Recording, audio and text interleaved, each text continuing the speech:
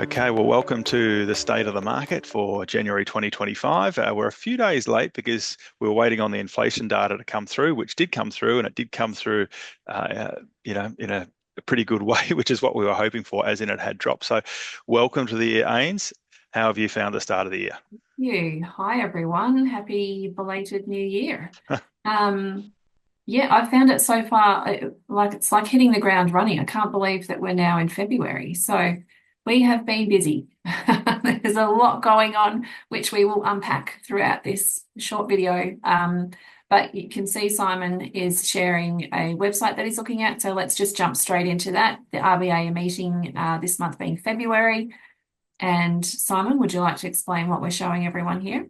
Yeah. So we look at this on a very regular basis because we get asked all the time what's going to happen with rates. And of course, we don't know exactly what's going to happen with rates, but we probably keep on top of it more than most because of what we do, of course. So the reason we delayed the video last week is we thought there was a reasonable chance inflation would be dropping, which is what happened. And and you can see that through these numbers here in terms of the percentage chance of a rate drop from the 29th of January, the 30th of January, then also on Friday. So 95% chance of a rate drop according to data. Doesn't mean it will actually happen, but that's certainly potentially positive on the 18th of February. Though on the weekend there was some interesting announcements in the US about tariffs and will that make the Reserve Bank or contribute to the Reserve Bank being cautious and not dropping rates? We don't know. But at this stage, there's a fairly reasonable chance of rates dropping, and almost just as important, it's probably pretty good for most consumers that inflation is definitely dropping. Yeah. So good news. Good news. Good news. That's right. Yeah, Yeah. yeah, Okay, so let's just jump right into what we're seeing, I guess. We'll start with buyers. We are mm, having a lot of people buying, yeah. and prices too across the country. So you want to give us an idea of what we've been seeing? Yeah. Buyers and prices, to excellent points. So, buyers, we're seeing plenty of first-time buyers, which is great.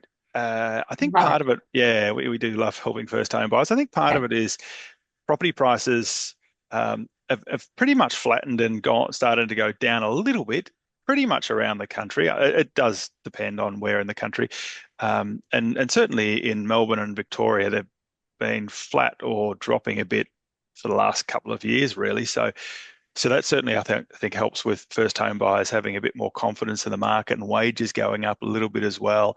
But we're also seeing that selling and buying and upgrading, and I think part of that is because the Reserve Bank has kept rates on hold for quite a while now, that there's just a bit more confidence that people have, not worried that the rates are about to go up. Of course, no guarantees here, but the expectation is certainly that rates are more likely to come down Yeah, sooner. people are getting comfortable with the environment that we're in, I Yeah. guess. Yeah, Yeah, and have changed their household budgets accordingly.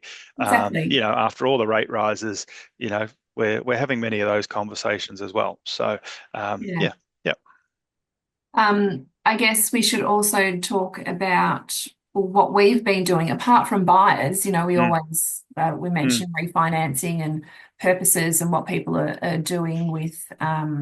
We are seeing quite a few top ups, cash out, yeah, different things. Do you want to share what we've been seeing?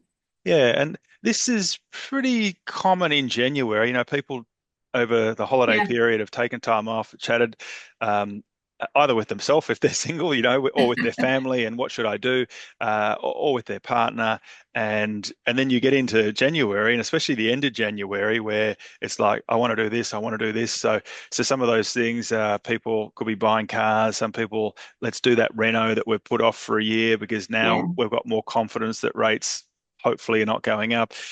So we're seeing plenty of that. But then the other really interesting one, and this is sort of interesting in terms of just some of the weather events happening around the country at the moment, and whether it's floods or whether it's heat waves, and then there's real concern around energy prices. So we've certainly got some customers who are looking at installing solar panels or batteries as well, um, Yeah. and part of that.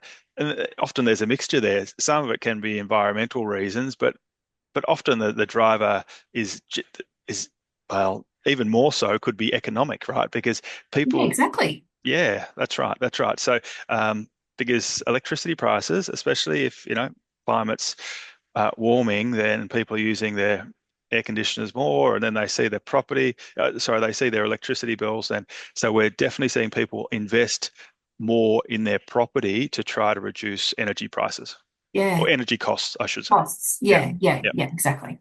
yeah. Um, which is a great thing, not just for them saving money, but it's also a great thing for the Yeah, environment, which we're yeah. advocates for too. So, Absolutely. And then one of the lenders, I'll just quickly touch on one of the lenders out there, if people are getting rid of their gas appliances, so basically electrifying their entire property, mhm. then in some situations are offering a lower rate, like lower than any of the normal rates. So that's interesting as well, right? So we'll see if there's much demand for that, but yeah, I think we'll see more of that with a bit of a push with, let's see if we can, I say we as in for the climate, moving Yes. away from gas. Yeah.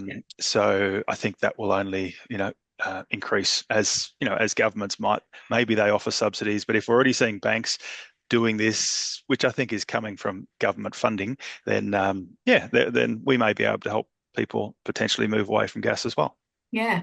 That's a brilliant offering. Hopefully more banks will pick that up too. Yeah. And talking about banks, what are we seeing anything new from any of the lenders? If lender appetite is probably the main one, I'd say, is that lenders are getting a bit more flexible in the niches that they want to operate in. And I know many of our clients over the years have heard me say, if you fly to London and there are over 30 lenders and they all want your business, but in the world of lending, we've got over 30 lenders, but they don't all want your business because they all operate in Yeah, niches. And we're seeing that with lender policy at the moment, with lenders working really hard to be more flexible to attract the business that they want, which is why what we do is never dull, Ains, right? In terms of exactly. we have to stay up to date with That's constant right. change. But Yes. but that means us putting the jigsaw puzzles together. There are more ways that we can put the jigsaw puzzles together to find solutions for our clients.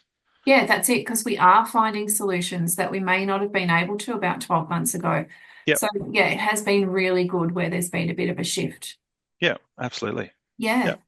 Look, I think we've talked a little, maybe a little bit long this month. So, guys, we might just cut it off there.